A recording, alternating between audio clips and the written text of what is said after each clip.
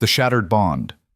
When a servant's hidden soulmate is publicly rejected, she flees into the deadly black wild, and the Alpha King realizes too late what he's lost. This is a story of betrayal, survival, and transformation. A woman cast aside, a king who sacrificed everything, and a bond that refuses to die. Stay until the end to see how love becomes the most dangerous weapon of all. And if you're watching from anywhere in the world, drop your city in the comments below. Let's see how far this story reaches. Hit that like button and let's begin. Lyra's hands shook as she folded the linen tablecloth, the fabric slipping between her fingers twice before she got it right. The great hall buzzed with noise, servants rushing, musicians tuning instruments, nobles laughing too loud. Everything felt sharp, too bright, too close. She pressed her palm against her chest, trying to steady the strange pressure building there. It had started 3 days ago, subtle at first. A tightness, a pulling sensation like something inside her was being stretched thin. "Move!" someone hissed, shoving past her with a tray of crystal goblets. Lyra stumbled back, catching herself on the edge of a banquet table. No one looked at her. They never did. She was part of the furniture here, one of the invisible ones. The girl who scrubbed floors, changed bedding, kept her head down and her mouth shut. That was fine. She preferred it that way. Except for him. She hated that her eyes searched for him even now, even when she knew better. King Kael stood at the front of the hall, his broad shoulders rigid beneath the formal black coat embroidered with silver thread. His jaw was set, his dark eyes fixed somewhere in the middle distance. He looked like a man carved from stone. He also looked miserable. Lyra told herself she was imagining it. She had no right to read his expressions, no right to notice the way his hand flexed and clenched at his side, or the way he seemed to be holding himself together by sheer force of will. No right at all. "Places, everyone!" The head steward's voice cracked like a whip. "The ceremony begins in 5 minutes." Lyra's chest tightened again, harder this time. She gasped, pressing both hands over her ribs. It felt like something inside her was fracturing, hairline cracks spreading through glass. "Are you ill?" Another servant, older, gave her a sharp look. "If you're going to be sick, get out. Don't ruin the ceremony." "I'm fine," Lyra managed, though her voice came out thin. She wasn't fine. She didn't know what was wrong with her, but she knew somehow, with a certainty that made no sense, that something terrible was about to happen. The doors at the far end of the hall opened. Silence dropped like a curtain. Lady Seraphine entered, and the world seemed to tilt. She was beautiful. Everyone said so. Pale skin, golden hair swept up in an elaborate style, a gown of deep crimson that hugged her figure and trailed behind her like spilled wine. She moved with the kind of confidence that came from knowing every eye in the room was on her and approving. Lyra wanted to look away. Couldn't. Because behind Seraphine walked her mother, Lady Maurice, a woman whose smile was all teeth and no warmth. And behind them both, the High Chancellor, already holding the ceremonial sash that would bind Seraphine to Kael. Lyra's vision blurred. The pressure in her chest turned to pain. She backed toward the servant's entrance, her breath coming too fast. She needed air. She needed to get out before she collapsed in front of everyone and proved just how weak and pathetic she really was. But she couldn't stop watching. Kael's face was blank, completely expressionless. He didn't look at Seraphine as she approached, didn't smile, didn't react at all when she took her place beside him and the Chancellor began the formal rites. "By the authority vested in me by the Council of Elders and the ancient laws of our people," the Chancellor intoned, "I stand witness to this union. King Kael Theron Ashford, do you accept Lady Seraphine Valen as your chosen queen, your partner in rule, and your bondmate before this assembly?" The words echoed in Lyra's skull. Bondmate. Her knees nearly gave out. "I do," Kael said. His voice was flat, empty. And Lyra's world exploded. The pain hit her like a physical blow, white-hot, searing, ripping through her chest with such force that she couldn't breathe, couldn't think, couldn't do anything but double over and bite down on her fist to keep from screaming. She tasted blood. Around her, the ceremony continued. No one noticed. No one looked her way. Because this wasn't supposed to be happening. This pain, this agony that felt like her soul was being torn in half, it made no sense. She was nobody, a servant, She had no connection to the king, no bond, no claim, except. The word whispered through her mind like a ghost. She'd always felt it, hadn't she? That pull, that awareness. The way her heart would skip when he walked into a room, the way she could sense his moods even from a distance, the way she'd wake in the middle of the night with her chest aching and just know, that he was struggling with something. She'd thought it was just a stupid, pathetic crush. But this pain, this wasn't a crush. This was a bond breaking. "I'm going to be sick," she whispered to no one. She turned and fled. The corridors blurred past her, stone walls, flickering torches, startled faces of servants who jumped out of her way. She didn't stop until she burst out into the kitchen courtyard, gulping air that didn't seem to fill her lungs. Her hands hit the edge of the well, and she gripped the rough stone hard enough to hurt. It didn't help. The pain kept coming in waves, each one worse than the last. She could feel it, actually feel it. The connection between her and Kael, fraying, snapping, dissolving into nothing. "No," she choked out. "No, no, no!" A soul bond. She had a soul bond with the king, and he'd just publicly chosen someone else. Lyra sank to her knees on the cobblestones, shaking so hard her teeth chattered. This wasn't possible. Soul bonds were rare, sacred, and they only formed between true mates. They couldn't be faked or forced. They just were. Which meant Kael had known. He had to have known, and he'd chosen Seraphine anyway. The betrayal hit harder than the pain. Lyra pressed her forehead against the cold stone of the well and tried to understand how this could be happening. Had she imagined it? Was she losing her mind? But no, the pain was real. The tearing sensation in her chest was real.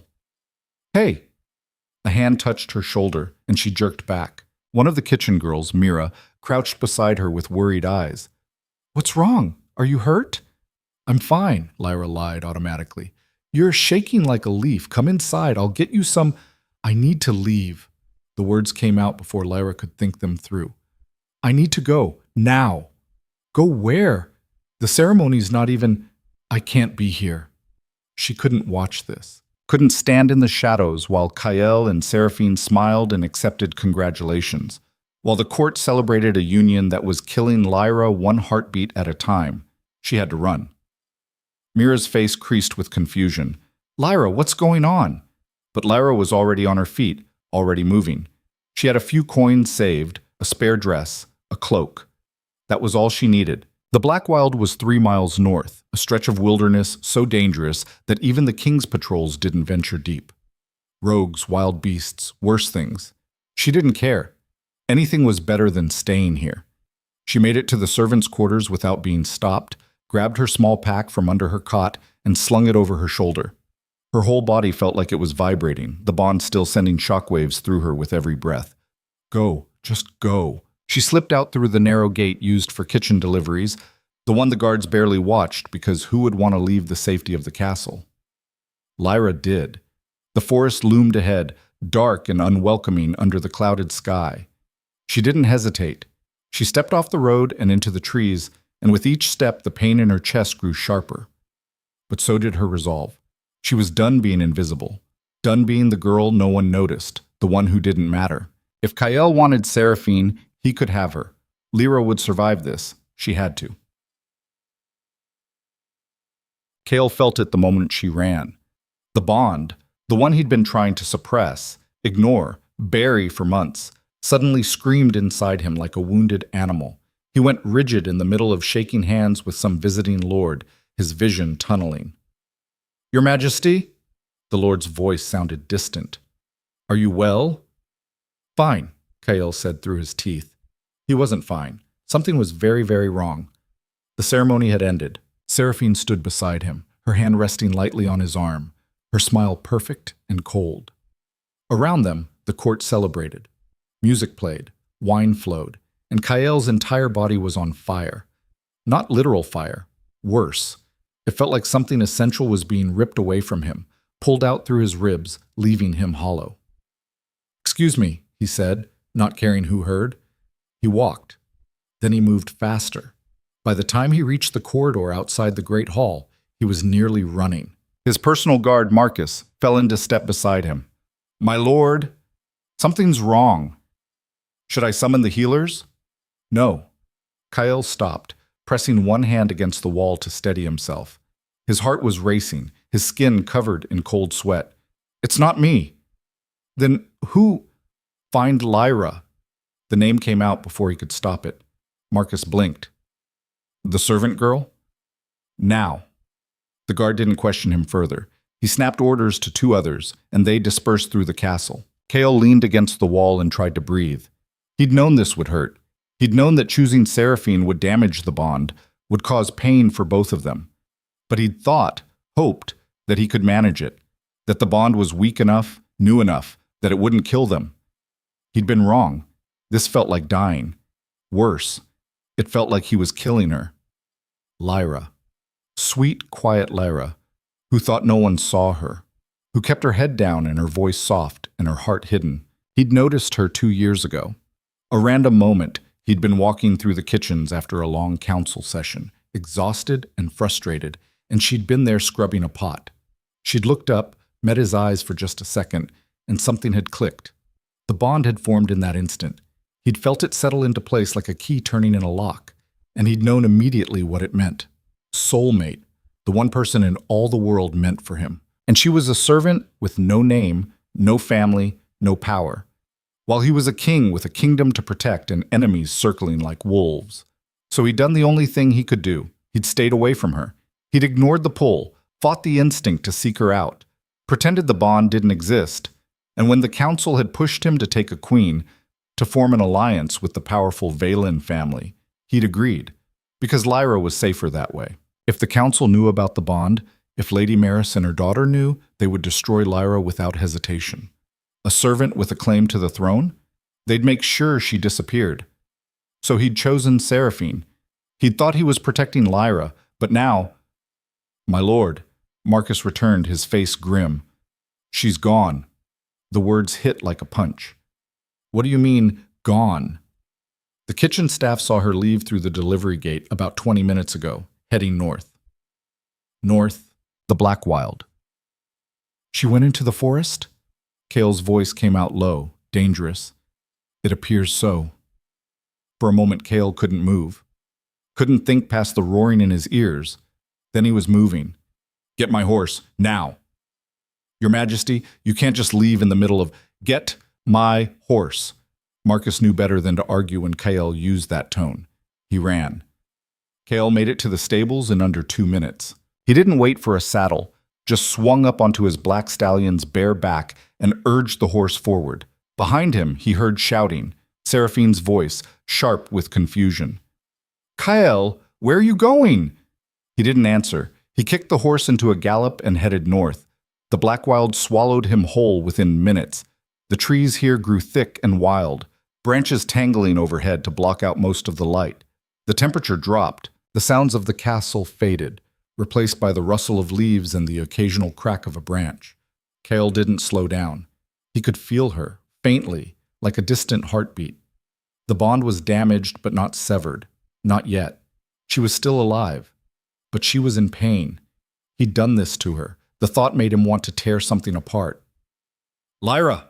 His voice echoed through the trees. No answer. He pushed the horse harder, following the pull of the bond. It led him deeper into the forest, off any recognizable path, into territory that even experienced hunters avoided. And then he felt it. The bond shuddered, weakened, started to slip away entirely. No! Kael's hands tightened on the reins. No, don't you dare! He burst into a small clearing and saw her. Lyra stood with her back to a massive oak tree, her face pale, her eyes unfocused. Blood stained her lower lip where she'd bitten through the skin. She looked like she was seconds away from collapsing, and she was surrounded. 3 rogues circled her, their eyes gleaming with predatory interest. Outcasts, exiles, men who'd been banished from the pack and had nothing left to lose. One of them laughed. Look what we found, a little lost lamb. Kael was off his horse before it fully stopped.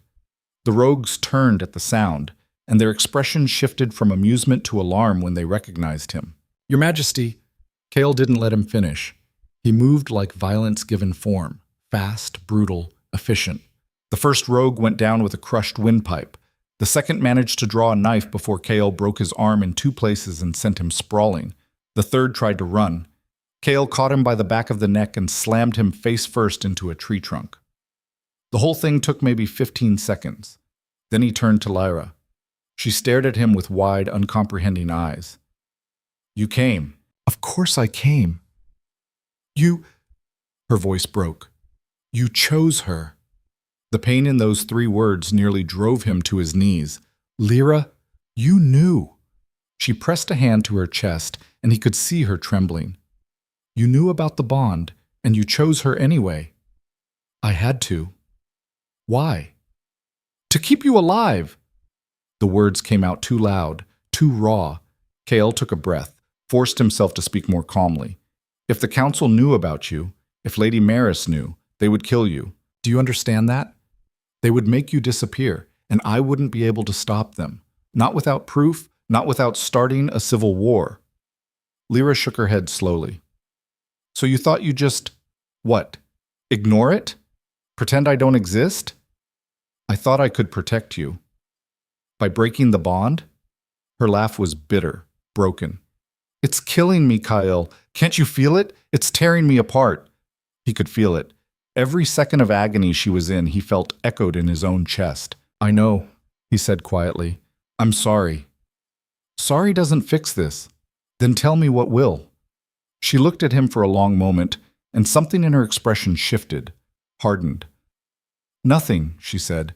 "There's nothing you can do. The bond is broken. You made your choice." "Lyra." "Go back to your queen, Your Majesty." The formality in her voice was worse than any curse. She pushed away from the tree and started walking deeper into the forest, each step unsteady but determined. Kale moved to follow, but the bond flared with such sudden, vicious pain that he staggered. She felt it too. He saw her stumble, catch herself against a tree. "If you follow me," she said without turning around, "it'll only make it worse. The bond is trying to repair itself, and it can't while we're close. So just go. I'm not leaving you out here." "You already did." And then she was gone, disappearing into the shadows between the trees like a ghost. Kale stood frozen, every instinct screaming at him to chase her, to drag her back, to fix this somehow. But she was right. The bond was damaged. Being near each other was agony. And he'd caused it. He'd done this. Kale sank to his knees in the clearing, surrounded by the bodies of the rogues he'd killed, and for the first time in years, he felt completely powerless. Instead, Lyra walked until her legs gave out. She collapsed against the base of a tree, gasping, her vision swimming with black spots. The pain had settled into a constant gnawing ache, like something vital had been carved out of her chest and the wound was still raw. She was going to die out here. Part of her didn't care. But another part, the part that had survived 17 years of being invisible, of being nothing, refused to just lie down and quit. She forced herself upright, using the tree trunk for support. A sound made her freeze. Footsteps. Slow, deliberate. Not Kale. The footfalls were too light. Lyra's hand went to the small knife at her belt. Barely more than a vegetable peeler, but it was all she had. A figure emerged from the trees. A woman, maybe in her 40s, with silver-streaked dark hair and eyes that seemed to see straight through Lyra's skin. She wore practical traveling clothes and carried herself with the easy confidence of someone who knew exactly how dangerous she was. "You're dying," the woman said matter-of-factly. Lyra tightened her grip on the knife. "Who are you?" "Someone who knows what you're going through." The woman tilted her head, studying Lyra with an intensity that made her skin prickle. "A broken soul bond. Rare. Usually fatal. How do you—" "Because I can see it." The woman gestured vaguely at Lyra's chest. "The fracture. It's spreading. Give it another day, maybe 2, and you'll be dead." The blunt assessment should have terrified her. Instead, Lyra felt a strange sense of relief. At least someone was being honest. "So I'm dead either way," she said. "Not necessarily." The woman stepped closer, and Lyra noticed she was limping slightly, favoring her left leg. "You have a choice," the woman continued. "You can lie down here and let the bond kill you. Or you can come with me and learn to survive it." "Survive a broken soul bond? That's not possible." "It shouldn't be, but You're still breathing, aren't you? The woman's smile was sharp. That means you're stronger than you think. The bond is damaged, yes, but it's not completely severed. There's a thread left. Thin, fragile, but it's there. Lyra wanted to believe her, but hope felt dangerous right now. Why would you help me? Because I like people who choose exile over submission. The woman extended a hand.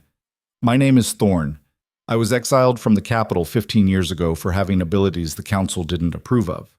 I've been living in the Black Wild ever since. What kind of abilities? The kind that let me see soul bonds, manipulate them, strengthen them. Thorn's expression turned serious. And I can teach you to do the same. Lyra stared at the offered hand. Everything in her life had been decided by other people. Where she lived, what she did, how little she mattered. For once, she wanted to choose. She took Thorn's hand. The older woman's grip was strong, calloused. She pulled Lyra to her feet with surprising strength. Good, Thorn said. But I should warn you, what I'm going to teach you isn't easy. It's going to hurt. You're going to want to quit. And if you succeed, you'll become something the council has spent centuries trying to erase. What's that? Thorn's smile turned predatory. Free. Thorn's camp wasn't what Lyra expected. She'd imagined something crude, a lean-to shelter, maybe a fire pit. Instead, she found herself staring at a structure built into the side of a rocky outcrop, half cave and half construction, with walls reinforced by timber and a roof covered in moss that blended seamlessly with the surrounding forest.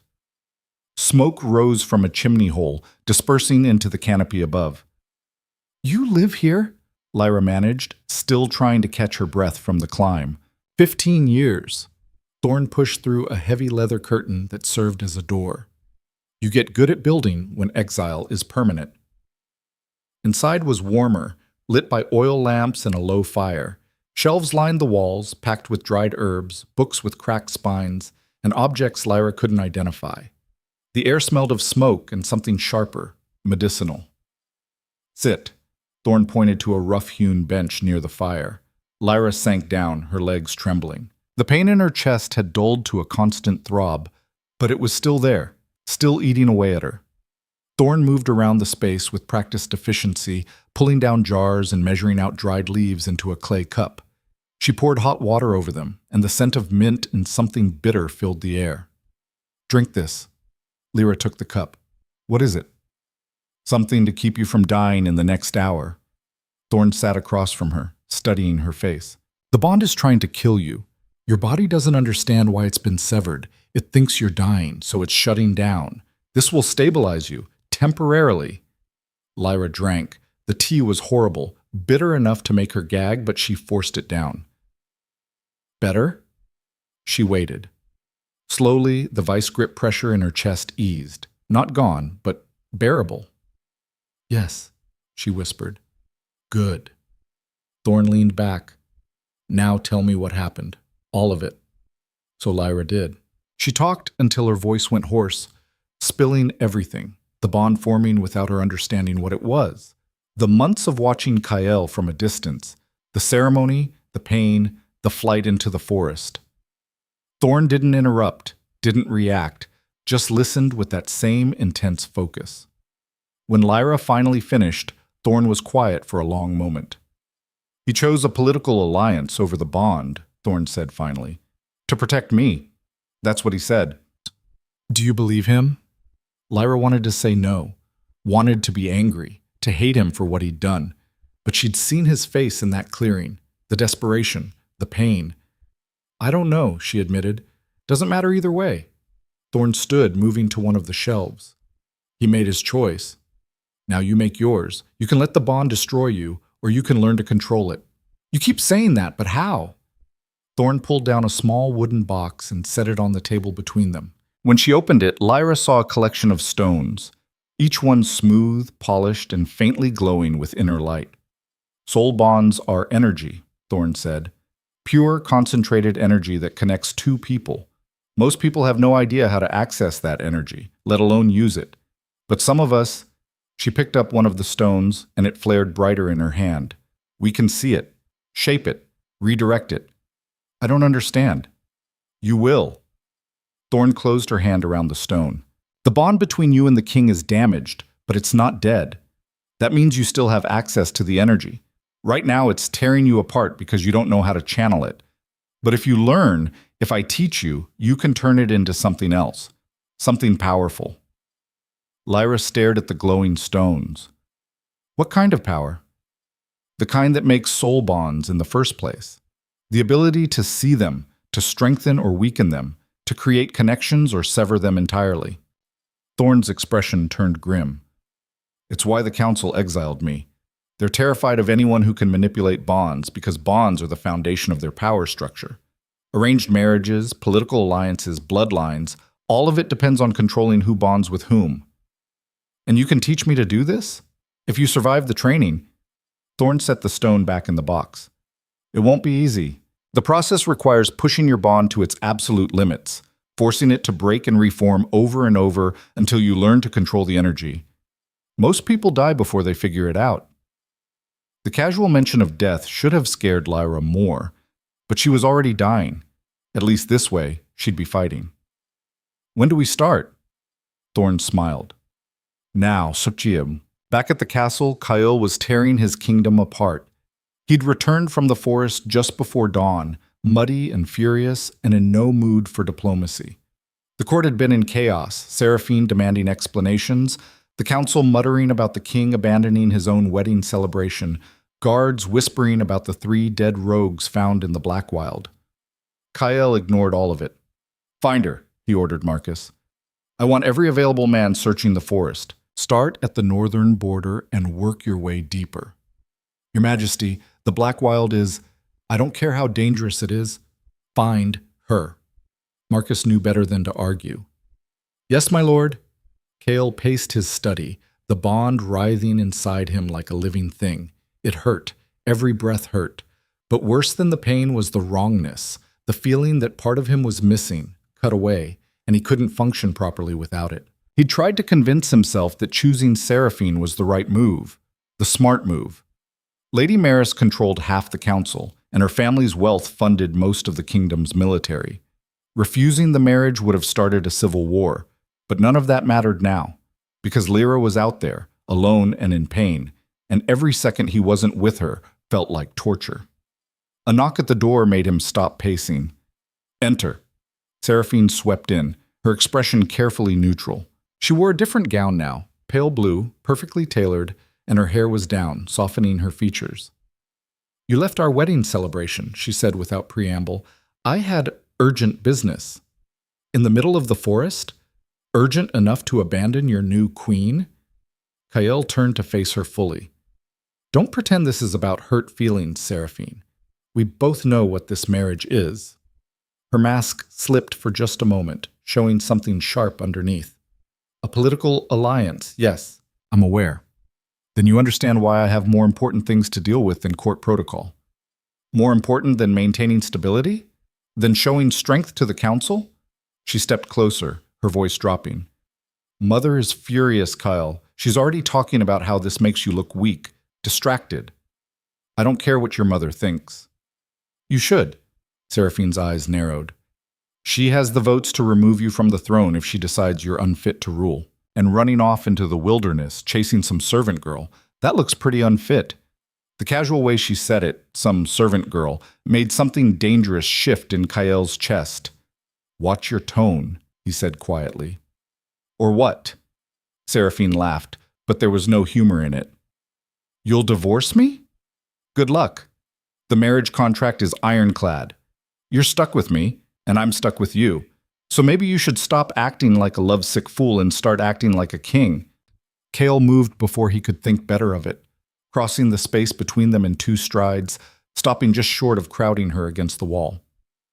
Let me make something very clear, he said, his voice low and deadly. I agreed to this marriage to keep the peace.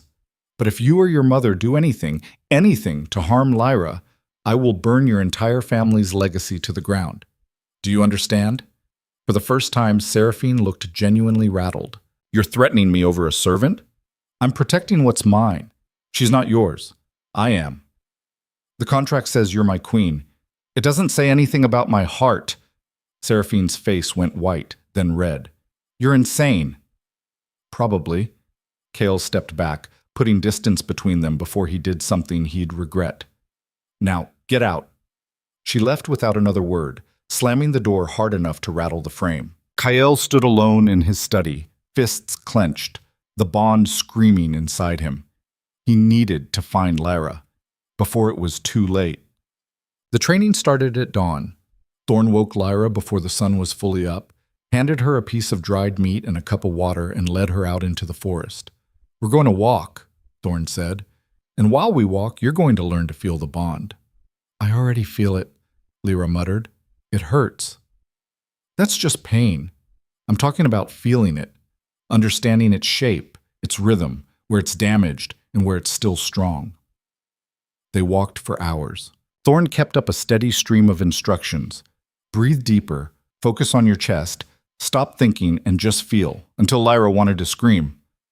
But slowly, something started to shift. She began to sense the bond not as a single source of pain, but as something more complex. Like a rope that had been partially unraveled, some threads still intact, others frayed or snapped entirely. Good, Thorn said when Lyra tried to explain it. Now we're going to pull on those threads. Pull on them? The energy in a bond flows both ways. Right now it's flowing out of you because the bond is broken and trying to reconnect. We're going to reverse that. Make the energy flow into you instead. How? By force. Thorn stopped walking and turned to face her. This is going to hurt. Worse than anything you've felt so far. If you want to back out, now's the time. Lyra thought about Kyle's face when he'd said I had to. Thought about the years she'd spent invisible, unimportant, ignored. I'm not backing out. Thorn nodded. Then close your eyes and focus on the bond. Find the strongest thread that's still intact. When you've got it, I want you to pull. Lyra closed her eyes. It took a few minutes to find it, a single strand of connection that still thrummed with energy, linking her to Kyle across the miles. It felt warm, alive. She pulled. The pain was immediate and catastrophic. It felt like her chest was being ripped open from the inside, her ribs spreading apart, her heart exposed and burning. She heard herself scream, distantly, like it was happening to someone else. Don't stop! Thorn's voice cut through the agony. Pull harder! Lyra pulled. The energy surged into her, raw, chaotic, overwhelming. It filled her lungs, her blood, her bones, too much. She couldn't hold it. Let it out, Thorn shouted. Release it or it'll kill you. Lyra threw her hands out instinctively, and the energy exploded outward. The blast knocked her off her feet. When she hit the ground, gasping, she opened her eyes and saw the damage. The trees around her, massive oaks that had stood for decades, were scorched black. The grass beneath her hands was ash. What? She couldn't get the words out. Thorn crouched beside her, grinning. Congratulations. You just channeled soul bond energy for the first time. I destroyed a few trees. They'll grow back. Thorn helped her sit up. How do you feel? Lyra took inventory. The pain in her chest was different. Still there, but muted, manageable. Better, she admitted. That's because you took control. Even just for a second, you bent the energy to your will instead of letting it tear you apart. Thorn stood, offering a hand. But that was nothing. We're going to do it again, and again, until you can control the flow without thinking about it. How long will that take? Weeks, maybe months, and we don't have that kind of time. The grim tone in Thorn's voice made Lyra look up sharply. What do you mean? I mean, your king isn't the only one looking for you. Thorn's expression darkened. I've been tracking patrol movements. There are soldiers in the Blackwild, a lot of them, and they're not searching at random. Someone's directing them, someone who knows this forest almost as well as I do. Who? Hunters, trackers, people who specialize in finding what doesn't want to be found. Thorn's jaw tightened. Lady Maris has deep pockets. If she's decided you're a threat, she'll keep sending people until you're dead. Fear spiked through Lyra's chest. But I'm nobody. Why would she? Because you're bonded to the king. That makes you a threat to her daughter's position, whether you want to be or not. Thorn started walking again, faster now. We need to move deeper into the Blackwild. There are places even the hunters won't go. We'll be safer there. How much deeper? Thorn didn't answer right away. Deep enough that survival becomes the real test, she said finally. What? Cale knew something was wrong the moment he walked into the council chamber. The room was too quiet, too tense. Every face turned toward him with expressions ranging from concern to barely concealed hostility. Lady Maris sat at the head of the table, her smile sharp. Your Majesty, she said smoothly, we were just discussing your recent activities. Kyle took his seat without hurrying. My activities are none of the council's concern. I'm afraid they are when they interfere with matters of state. Maris folded her hands on the table. You've sent half the royal guard into the Black Wild on some kind of search mission. Care to explain why? No. The blunt refusal made several council members shift uncomfortably. Your Majesty, one of the elder councilors said carefully, we understand you may have personal reasons for this search, but the deployment of military forces requires— I'm the king, Cale interrupted. I don't require permission to deploy my own soldiers. True, Maris said, but you do require the council's support to maintain your throne. And we're beginning to question whether you're fit to lead when you're so clearly distracted. The word hung in the air like a threat. Cale leaned back in his chair, studying Maris with cold eyes. Say what you mean. Very well. Maris's smile widened. There are rumors, Your Majesty. Whispers about a servant girl, about an inappropriate attachment that's causing you to neglect your duties and your new queen. Some are even suggesting that you formed an illegal bond, something that would be grounds for immediate removal from the throne. Ice flooded Kael's veins. She knew. Somehow, Lady Maris knew about the bond. Rumors, he said evenly, are just that. Rumors. Of course. But you understand our concern. If there were any truth to these whispers, it would be catastrophic. Soul bonds are sacred. They can't be ignored or suppressed. If you were bonded to someone other than your queen, well, she spread her hands, that would mean the marriage is illegitimate, and an illegitimate marriage means an illegitimate claim to the throne. Kael wanted to lunge across the table and wrap his hands around her throat. Instead, he smiled. You're right, he said. If such a bond existed, it would be catastrophic. Good thing it doesn't. Maris's eyes narrowed slightly. Then you won't mind proving it. Prove a negative? That's not how logic works, Lady Maris. No, but you could prove your commitment to your queen and this kingdom by ending this pointless search and focusing on your actual responsibilities. She leaned forward. Call back your soldiers. Forget about this servant girl, and we'll forget we ever had this conversation. It was an ultimatum dressed up as advice. Kael held her gaze for a long moment. Then he stood. The soldiers stay where they are, he said. This meeting is over. He walked out before anyone could respond, his heart pounding. Maris wasn't bluffing. She had enough support in the council to challenge his rule if she wanted to. And if she could prove the bond existed, if she could find Lyra and force her to testify, it would be over. He needed to find Lyra first. Not just to protect her, to protect them both. 3 days later, Lyra could hold fire. Actual fire. Thorn had taught her to pull energy from the bond and shape it into something physical, a small flame that danced in her palm, fed by the connection to Kyle that refused to die. You're learning fast, Thorn said, watching Lyra practice. Faster than I did. Maybe because I'm desperate. Desperation helps. Thorn tossed her a water skin. But you're still thinking too small. The fire is a parlor trick. I need you to think bigger. Lyra let the flame extinguish. Like what? Like defense. Like attack. Like survival. Thorn's expression turned serious. We're running out of time, Lyra. I can feel the hunters getting closer, and when they find us, you need to be able to fight. Fight with what? I barely know how to control this power. Then you'll learn on the job. The comment turned out to be prophetic. That night, Lyra woke to Thorn's hand clamped over her mouth. Don't make a sound, Thorn whispered. They're here. Lyra's heart slammed against her ribs. Who? Hunters. 3 of them, maybe more, moving through the camp perimeter. Thorn released her and moved to the entrance, pressing her ear against the leather curtain. Lyra scrambled up, her mind racing. She wasn't ready for this. She could barely control the bond energy for more than a few seconds at a time. "What do we do?" she whispered. "We run." Thorn turned back to her, urgent. "There's a cave system half a mile east. I'll lead them away. You get to the caves and wait for me there." "I'm not leaving you. You don't have a choice." Thorn grabbed her shoulders. "Listen to me. These aren't random rogues. They're professionals. If they catch you, they'll drag you back to the capital and you'll be executed before dawn. Is that what you want? No? Then run." Thorn shoved her toward the back exit, a narrow gap between the cave wall and the timber reinforcement that led out into the forest. Lyra squeezed through, her heart racing. Behind her, she heard Thorn step outside, heard voices. "Well, well, the infamous Thorn. Lady Maris sends her regards." "Tell Lady Maris she can—" The sound of fighting cut off the rest. Lyra ran. She crashed through the underbrush, branches whipping her face, roots trying to trip her.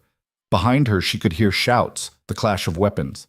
And then, cutting through everything else, Thorn's scream. Lyra skidded to a stop. Every instinct told her to keep running, to save herself. But Thorn had saved her first. She turned around. The bond energy surged to life inside her chest, wild and dangerous. She didn't try to control it this time. She just let it build, hotter and hotter, until her skin felt like it was burning from the inside out. When she burst back into Thorn's camp, she found 3 men surrounding the older woman. Thorn was on her knees, blood streaming from a cut on her temple, her hands bound behind her back. One of the hunters had a knife pressed to her throat. "Where's the girl?" he demanded. "Dead," Thorn spat. "She died 2 days ago. The bond killed her." "Liar." He pressed the knife harder, and blood welled up. Lyra didn't think. She threw her hands forward and released everything she'd been holding back. The explosion of energy hit like a physical wave. It knocked the hunters off their feet, sent them sprawling across the clearing. The one holding the knife to Thorn's throat slammed into a tree trunk hard enough to crack bone. Lyra staggered, the sudden emptiness inside her making her dizzy. But she'd done it. She'd fought back. Thorn was already on her feet, cutting her bonds with a knife she'd somehow pulled from her boot. "We need to go. Now." They ran together this time, Thorn limping but keeping pace. Behind them, Lyra could hear the hunters recovering, shouting orders. "The caves!" Thorn gasped. "We can lose them in the caves." They found the entrance just as the sun started to rise, a narrow opening in the hillside, barely wide enough for a person to squeeze through. Thorn went first. Lyra followed, plunging into darkness. The passage opened up into a larger space, and Thorn struck a flint, lighting a small torch she'd pulled from somewhere in her pack. "This network goes on for miles," she said, breathing hard. "They'll never find us in here." Lyra leaned against the cave wall, trying to catch her breath. She'd done it. She'd actually used the bond energy to fight. But as the adrenaline faded, reality sank in. The hunters knew she was alive, which meant Lady Maris knew. And if Maris knew, she'd send more, stronger, better prepared. "Thorn," Lyra said quietly, "this isn't going to stop, is it?" Thorn met her eyes in the flickering torchlight. "No," she said, "it's not.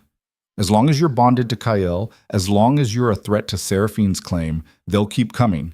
The only way to end this is to either break the bond completely, or," Thorn's expression turned grim, "or go back to the capital and face them head on." The words hung in the damp cave air like a death sentence. "Go back?" Lyra's voice cracked. "That's insane. They'll kill me the second I step through the gates." "Maybe."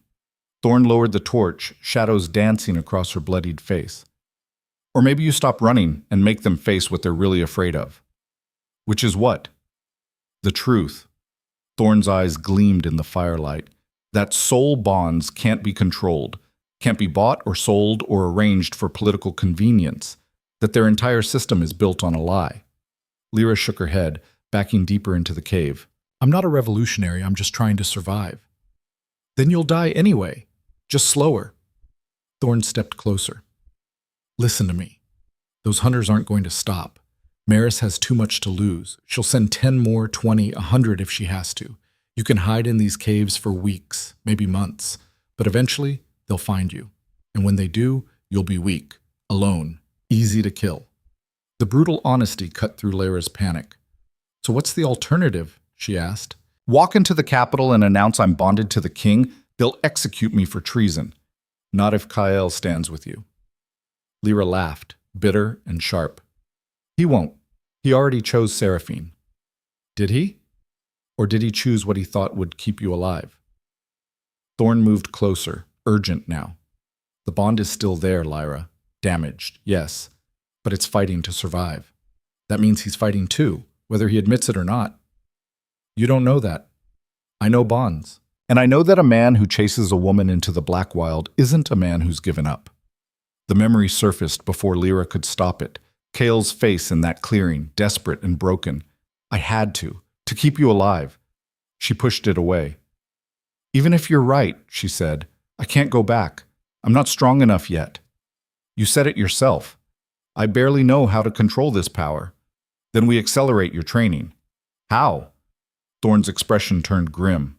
By doing something extremely dangerous and probably stupid. Kale slammed his fist on the war table hard enough to rattle the map weights. Nothing? He snarled at Marcus. 300 soldiers searching for a week and you found nothing? The black wild is, I don't want excuses. I want results. Marcus held his ground, though Kyle could see the frustration in his eyes. Your Majesty, with respect, we're doing everything we can. But the forest is vast, and if this girl doesn't want to be found, she's not just this girl. Username. Oh, Lyra, Marcus corrected carefully. If Lyra doesn't want to be found, and if someone's helping her hide, we could search for years and never... A knock interrupted him. Kale turned sharply. What? A young guard entered, pale and nervous. Your Majesty, there's been an incident in the eastern sector of the Black Wild. One of our patrols was attacked. Every muscle in Kyle's body went tense. Attacked by what? We're not sure. The survivors described it as, the guard swallowed, an explosion of light, some kind of energy blast. 3 men were injured too seriously. Kale's heart started racing. Where exactly did this happen? The guard moved to the map, pointing to a section deep in the forest. Here, about 8 miles from the northern border. That's near the old cave systems, Marcus said quietly. Kale was already moving. Get my horse. Your Majesty, you can't just... I'm not asking permission. Marcus stepped in front of him, blocking the door. It was possibly the bravest or stupidest thing he'd ever done. My lord, please, think about what you're doing. If Lady Maris finds out you're running off into the forest again... She already knows about the bond, Kyle said flatly. Marcus went still. What? She threatened me in council, said there were rumors about an illegal bond that it would be grounds for removal. Kale's jaw tightened. She's looking for proof, and if she finds Lyra first... He didn't finish the sentence. Didn't need to. Marcus stepped aside. Take a squadron, he said quietly. At least let me send backup. Kale nodded once and left. But as he rode out through the castle gates, he knew backup wouldn't matter. If Lyra had manifested power, actual, visible power, then everything had changed, and not for the better. This is a terrible idea, Lyra said for the 3rd time. Thorn ignored her, setting up a circle of stones in the center of the cave chamber. They'd gone deeper into the network, following passages that twisted and dropped until Lyra lost all sense of direction. Now they stood in a space roughly the size of Kyle's study, with a ceiling high enough that the torchlight didn't reach it. Stop complaining and sit down, Thorn said. Lyra sat in the center of the stone circle, her heart hammering. You still haven't explained what this is going to do. It's going to force the bond to its breaking point. Thorn began drawing symbols in the dirt around the circle with a piece of charcoal. Right now, you're accessing maybe 10% of the energy available to you. The rest is locked away because you're afraid of it. I'm not afraid. You are. You're terrified that if you pull too hard, you'll kill yourself. Or worse, you'll kill him. Thorn looked up. Am I wrong? Lyra wanted to deny it, couldn't. What happens if I do pull too hard? Then you'll find out exactly how strong the bond really is. If it breaks completely, you'll die. If it holds... Thorn's smile was sharp. You'll have access to more power than anyone in the capital has seen in a century. And the ritual? Forces the issue. It'll create a feedback loop. pulling energy from the bond faster and faster until either you learn to control the flow or it tears you apart. Lyra stared at her. You're insane. Probably, but you're running out of options. Thorn finished the last symbol and stood. The hunters who attacked us will report back to Maris.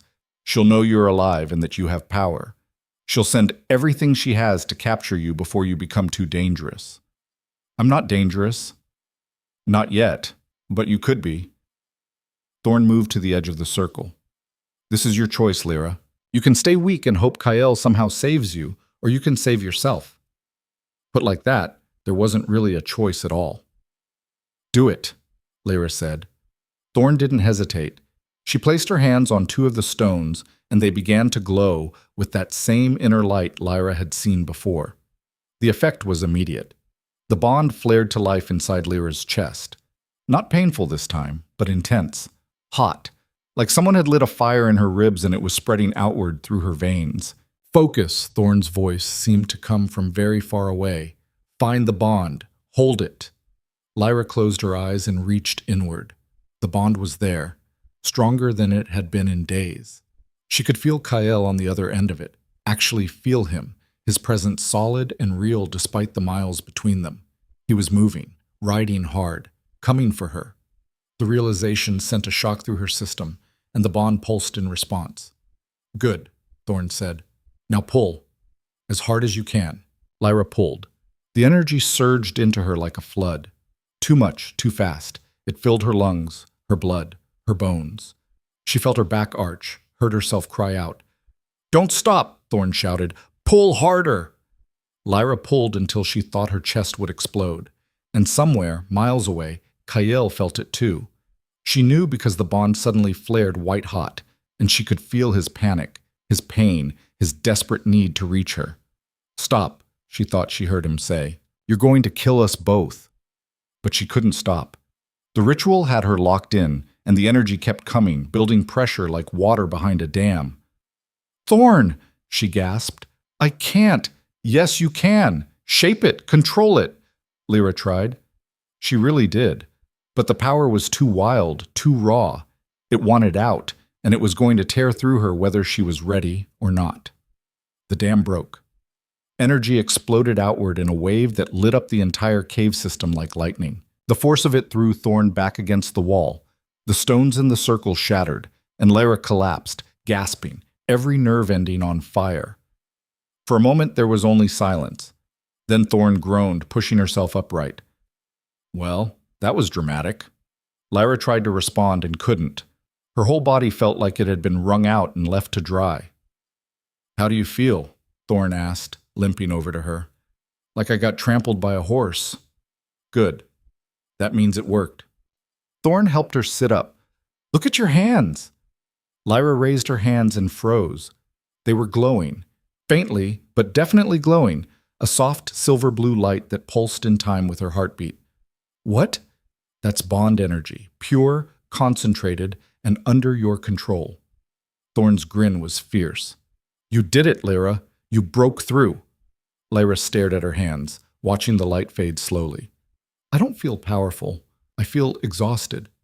That'll pass. Your body just needs to adjust to the new energy levels. Thorn offered her water. But you felt it, didn't you? The bond at full strength? Lyra nodded slowly. I felt him. Kael. He's coming. Then we don't have much time. Time for what? Thorn's expression turned serious. To decide what you're going to do when he gets here. Because he will get here. And when he does, you'll have to choose. Go back with him and face whatever's waiting in the capital, or run deeper into the Black Wild and hope he doesn't follow. Lyra wanted to say she'd run, that she'd keep running until Maris and Seraphine and the whole corrupt council gave up. But she knew better now. Thorn was right. Running wouldn't solve anything. I'm tired of being afraid, she said quietly. Then stop being afraid and start being angry. The words hit something deep inside Lyra, because she was angry, furious actually, at Kael for pushing her away, at Maris for hunting her, at the entire system that said she didn't matter because she was born in the wrong bed to the wrong parents. What do I do? She asked. Thorn's smile was wicked. we make them come to us. Kale found the cave entrance just after midnight. His soldiers had tracked the energy signature, something Marcus assured him was impossible. But Kyle had felt the explosion in the bond and knew exactly where it had come from. "Stay here," he ordered Marcus. "Your Majesty, that's an order." He left his horse with the squadron and approached the narrow opening alone. The bond was pulling him forward like a rope around his ribs. Lyra was close, very close. He squeezed through the gap and into darkness. The passage opened up quickly, and he followed it deeper, using one hand on the wall to guide himself. His heart was pounding so hard he could hear it echoing off the stone. Then he saw a light ahead. He emerged into a larger chamber and stopped dead. Lyra stood in the center of the space, illuminated by a dozen small flames that floated in the air around her like satellites. Her hair was loose, her clothes torn and dirty, but her eyes were glowing. The same silver-blue light he'd seen on her hands, reflected in her irises. "Kyle," she said. Her voice was different, stronger. "What did you do?" He took a step forward. "What I had to." She raised one hand and the flames moved with her, orbiting closer. "You should leave." "I'm not leaving without you." "You don't have a choice." Before he could respond, another voice cut through the chamber. "Actually, Your Majesty, she's right." Kyle spun. 3 figures emerged from a side passage. 2 were the hunters from Maris's team. He recognized their uniforms. But the third was Seraphine. She looked different out here, less polished. Her blonde hair was pulled back in a severe braid, and she wore traveling clothes instead of court gowns. But her smile was the same, cold and calculating. "Surprised?" she asked. Kale's hand went to his sword. "What are you doing here?" "Finishing what my mother started." Seraphine gestured, and the 2 hunters moved to flank her. "Did you really think we'd let you run off into the wilderness without following? You've been so predictable, Kale, so desperate to save your precious bondmate. If you hurt her, you'll what? Kill me? Start a civil war?" Seraphine laughed. "You won't, because if you do, the council will strip you of the crown and install my mother as regent. And then where will your little servant be?" Kael's mind raced. She was right. Touching Seraphine would be political suicide. "What do you want?" he asked. "The same thing we've always wanted. The bond broken. Permanently." Seraphine pulled something from her coat. A small vial filled with dark liquid. "This is nightshade extract, mixed with bloodroot and a few other ingredients. 1 dose will sever a soul bond completely. No pain, no lingering connection, just nothing." Lyra made a sound like she'd been struck. "You can't force her to take that," Kael said. "Can I?" Seraphine's smile widened. "See, here's the thing. You care about her. Genuinely, stupidly care. Which means I have leverage." She nodded to the hunters. They moved fast. One grabbed Lyra from behind, clamping a hand over her mouth before she could use her power. The other leveled a crossbow at Kael's chest. "Don't," Seraphine warned. "He'll shoot, and you'll bleed out before your soldiers can get down here." Kael froze, every muscle locked. "Good boy." Seraphine approached Lyra slowly. "Now, you're going to drink this, and then we're all going to go back to the capital, and you're going to tell the council that there never was a bond, that you were confused, mistaken, and in exchange, I'll let you live. You can go back to scrubbing floors and being invisible." "Doesn't that sound nice?" Lyra struggled against the hunter's grip, but he was too strong. Seraphine uncorked the vial. "Last chance," she said. "Take it willingly, or we force it down your throat. Your choice." Kael felt the bond writhing inside him, screaming danger. "Wait," he said. "Stop. I'll do whatever you want. Just don't hurt her." "Oh, Kael, I'm not going to hurt her." Seraphine's eyes glittered. "I'm going to erase her." She grabbed Lyra's jaw, forcing her mouth open. And that's when Lyra bit her. Seraphine screamed, jerking back. Blood poured from the wound on her hand. The hunter holding Lyra loosened his grip for just a second. It was enough. Lyra threw her head back, slamming into his nose. He stumbled, and she twisted free. The floating flames around her flared white-hot. "Get down!" Kael shouted. He hit the ground as Lyra released everything she'd been holding back. The explosion of energy was bigger this time, powerful enough to shake the entire cave. It threw Seraphine and the hunters backward, slamming them into the stone walls. When the light faded, Lyra stood alone in the center of the chamber, breathing hard, her hands still glowing. "Nobody," she said quietly, "erases me." Cale pushed himself to his feet, ears ringing. Seraphine was unconscious against the far wall. The two hunters weren't moving. "And Lyra?" Lyra looked at him with those glowing eyes and said, "We need to go. Now. Before more come." She was right. But as Kyle reached for her hand, he heard sounds from the passage behind him. Footsteps. Lots of them. Marcus appeared first, sword drawn. "My lord, we heard—" He stopped, staring at Lyra. Behind him, more soldiers filed in. At least 20. And behind them, moving through the crowd with deliberate slowness, came Lady Maris herself. She looked around the chamber, at her unconscious daughter, at the two fallen hunters, at Lyra standing in the center with power crackling around her fingertips. "Well," Maris said calmly, "this is interesting." She raised her hand and every soldier in the chamber drew their weapons, pointed them at Lyra. "Arrest her," Maris commanded, "for assault on the queen and conspiracy against the crown." "No!" Kael moved to stand between Lyra and the soldiers. "I won't let you. You don't have a choice." Maris's smile was venomous. "Unless you'd like to be arrested too, Your Majesty, for harboring a criminal and abandoning your sworn duties." Kael looked around. 20 armed soldiers, more coming, probably. Marcus looked torn, his loyalty clearly divided. And Lyra put her hand on his shoulder. "It's okay," she said quietly. "No, it's not." "Kael." She waited until he looked at her. "Let them take me." "Are you insane?" "Trust me." Her glowing eyes held his. "Please." He didn't understand, didn't see how this could possibly end well, but he'd failed her once already. So he stepped aside. The soldiers moved in immediately, grabbing Lyra's arms, binding her wrists with iron shackles that made the glow in her hands sputter and fade. "Take her to the dungeons," Maris ordered, "the deep cells, and make sure she's secured. I want guards on her at all times." They dragged Lyra toward the passage. She didn't fight, didn't struggle, just looked back at Kael once, her expression unreadable. Then she was gone. Maris turned to him. "As for you, Your Majesty, I suggest you return to your castle and your queen before the council decides you're no longer fit to rule." Kael's hands curled into fists, but he knew when he was beaten, for now. "Fine," he said through his teeth. Maris's smile widened. "Excellent. I'm so glad we understand each other." She swept out, leaving Kael alone in the destroyed chamber with Marcus and the remaining soldiers. "My lord," Marcus said carefully. "What do we do?" Kael stared at the passage where Lyra had disappeared. The bond was still there, damaged again, suppressed by the iron shackles, but not broken, which meant there was still hope.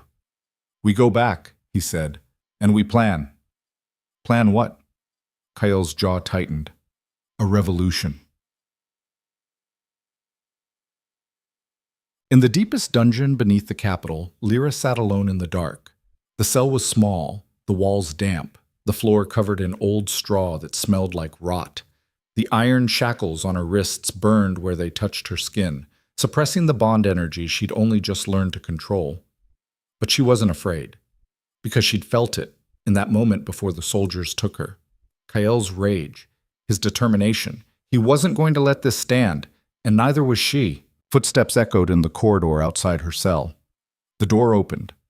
Lady Maris stepped inside, holding a lantern that cast harsh shadows across her face. "Comfortable?" she asked. Lyra didn't answer. "I'll take that as a no." Maris set the lantern down. "I'm going to give you one chance. One. Tell the council the bond was a mistake. Renounce any claim to the king, and I'll let you live." "No." "No?" Maris's eyebrows rose. "You do understand what happens if you refuse? We'll perform the severing ritual. It'll be agonizing. You'll both feel it, every second of the bond being ripped apart. And when it's done, you'll be nothing, just another servant who overstepped." Lyra met her eyes steadily. "Do whatever you want. I'm not renouncing anything." For the first time, Maris looked genuinely surprised. You actually believe he'll save you, she said slowly. How pathetic. He will? He won't. Maris leaned closer. Kael is weak, sentimental. He'll make a show of protesting, but in the end, he'll choose his throne over you. He always does. You're wrong. We'll see. Maris straightened, picking up the lantern. The ritual begins at dawn, she said. I'd suggest you make peace with whatever afterlife you believe in. She left, locking the door behind her. Lyra sat in the darkness and felt the bond pulse weakly. Hold on, she thought, not sure if he could hear her. Just hold on. Somewhere above, in the castle, Kael felt the message like a whisper against his mind, and he smiled. Because Maris had made a critical mistake. She thought Lyra was helpless, but Lyra had spent weeks learning to channel bond energy, and dawn was still hours away. Kael didn't sleep. He paced his study while Marcus sat at the desk, methodically sharpening his sword. The rhythmic scrape of steel on whetstone was the only sound for a long time. We could storm the dungeons, Marcus said finally. Get her out before dawn. And then what? Run? Hide? Kael shook his head. Maris would hunt us both. She'd use it as proof that I'm unfit to rule. So we let them perform the ritual? No. Kael stopped pacing. We expose them. Marcus looked up. How? The ritual requires witnesses, council members, priests, court officials. Kael's mind was racing now. Maris wants this done publicly so everyone sees the bond severed, so everyone knows Lyra is no threat. That's not exactly helping our case. It will if we turn it around on them. Kael moved to the desk, spreading out a map of the castle. The ritual chamber is here, in the lower temple. One entrance, stone walls, no windows. Once they start, there's no way out until it's finished. You want to trap them? I want them to trap themselves. Kael's finger traced the corridor leading to the chamber. If we can get enough people in that room, neutral witnesses, not just Maris's allies, then when the truth comes out, they'll all see it. What truth? Kael met his eyes. That Lyra isn't just some servant trying to seduce the king. She's my soulmate. The bond is real, it's sacred, and Maris is trying to destroy it for political power. Marcus set down the whetstone.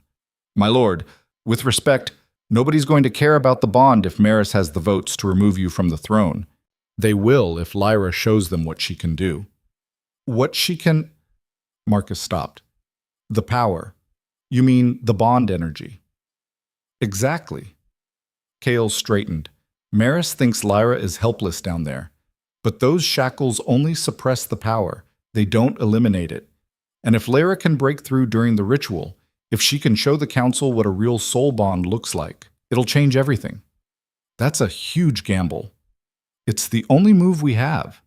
Marcus studied him for a long moment. You're trusting her to save herself.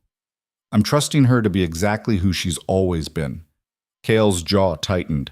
Strong enough to survive when everyone underestimates her. Marcus stood, sliding his sword into its sheath. Then we'd better make sure she gets the chance. I need you to do something else first, Kael said. Find every council member who isn't completely in Maris's pocket. Wake them up if you have to. Tell them there's an emergency session in the ritual chamber at dawn. Don't tell them what it's about. They won't come without a reason. Tell them it concerns the legitimacy of my marriage. That should get their attention.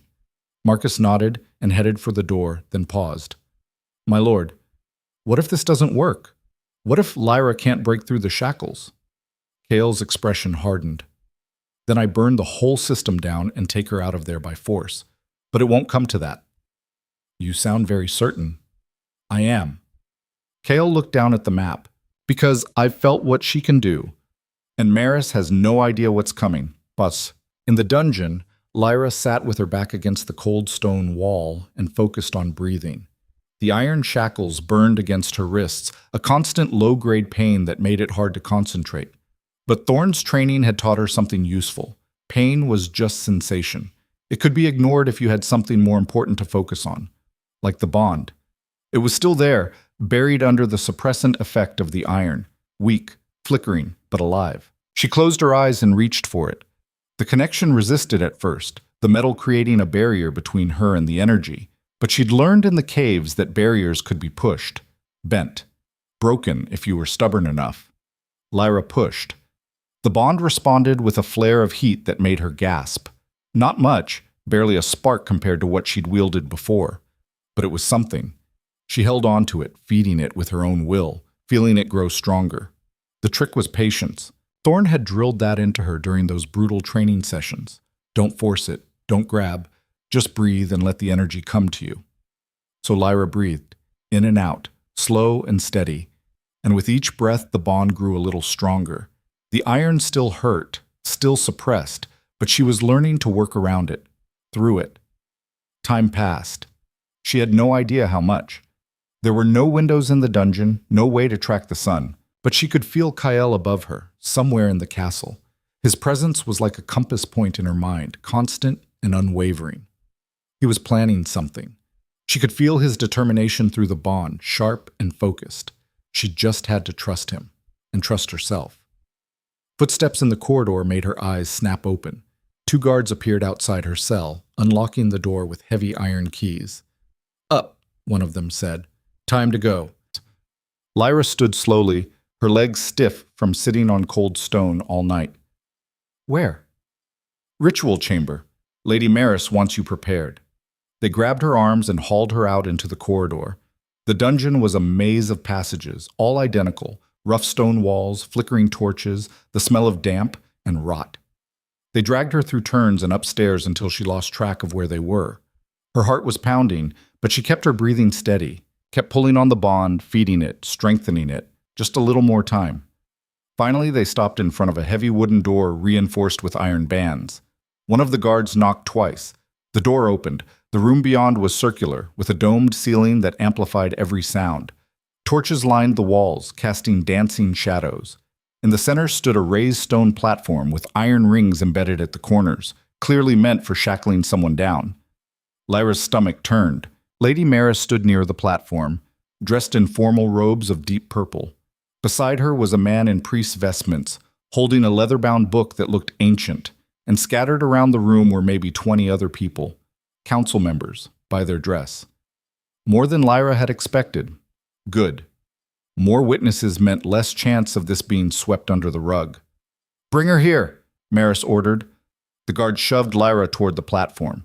She stumbled but caught herself, refusing to fall. Her eyes scanned the room, looking for any advantage, any weakness.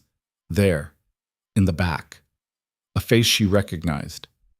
Marcus stood against the wall, trying to look like just another guard on duty. His eyes met hers for a fraction of a second, and he gave the smallest nod. Kale was coming. She just had to survive long enough for him to arrive. The guards forced her down onto the platform, locking her wrist shackles to the iron rings. The position left her spread eagle, completely vulnerable. They added ankle shackles, too, binding her completely. "Comfortable?" Maris asked, looking down at her. Lyra didn't answer. She pulled harder on the bond, feeling it pulse in response. Maris turned to the assembled council members. "Thank you all for coming on such short notice. What we do here today is necessary, though unfortunate. This woman," she gestured dismissively at Lyra, "has formed an illegal bond with our king. A bond that threatens the legitimacy of his marriage and, by extension, the stability of our kingdom." "That's not illegal," one of the older council members said. Lyra recognized him, Lord Terran, one of the few who'd spoken against Maris's power grabs in the past. Soul bonds are natural. They can't be legislated. Under normal circumstances, yes. Maris's smile was sharp. But when one party is a servant with no standing and the other is the king, it becomes a matter of state security. The bond must be severed for the good of the realm. "And the king agrees to this?" another council member asked. This one was younger, nervous-looking. "The king understands his duty to the crown supersedes personal attachment," Maris said smoothly. "He has given his consent." That was a lie. Lyra could feel Kyle's rage through the bond, building like a storm. The priest stepped forward, opening his book. His hands shook slightly. "The severance ritual requires consent from both parties. Has the prisoner agreed?" "She will," Maris said coldly, "one way or another." "That's not how consent works," Lord Terran objected. "If she refuses, she forfeits her life." Maris's voice cut through the chamber like a blade. "Those are the terms. Agree to the severance or be executed for treason against the crown." A murmur ran through the witnesses. Several looked uncomfortable. A few nodded in approval. Lyra tested the shackles, pulling against them. The iron held firm, but she could feel the bond underneath, growing stronger with each passing second. The priest looked like he wanted to object, but didn't dare.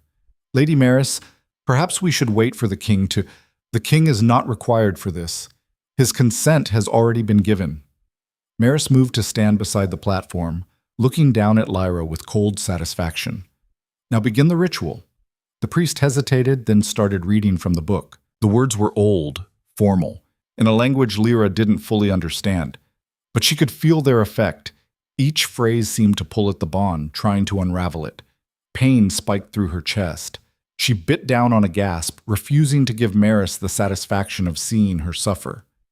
The priest continued, his voice growing louder.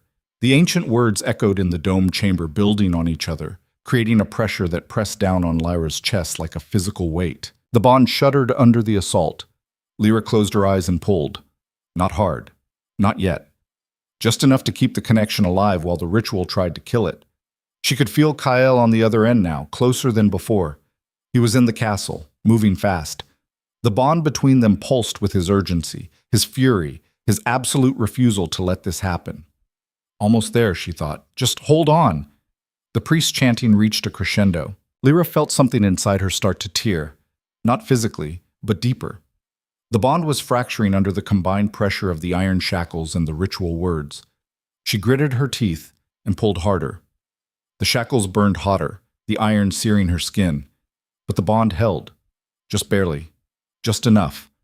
The door to the chamber slammed open so hard it cracked against the stone wall. Kyle strode in like a storm given human form, his face dark with fury. Behind him came at least a dozen guards, Marcus's most trusted men. And behind them, more council members, looking confused and alarmed. "Stop!" Kyle commanded.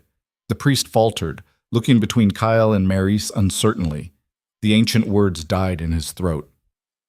"Your Majesty," Maris said, her voice dripping false concern. "This doesn't concern you. We're simply following protocol." "Protocol?" Kyle's laugh was harsh, dangerous.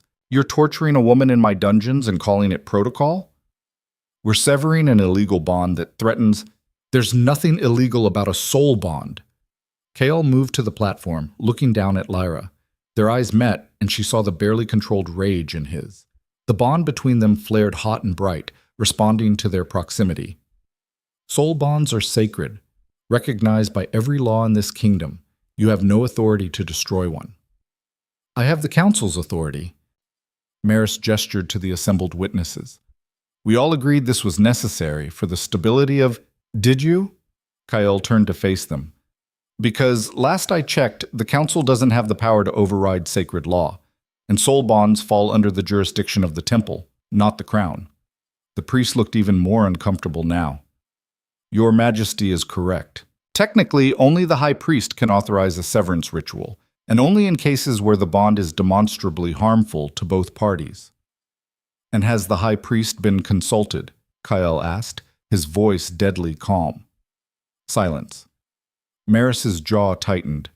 "There wasn't time. The situation required immediate— So you decided to act without authority, to torture a woman for the crime of being bonded to the king."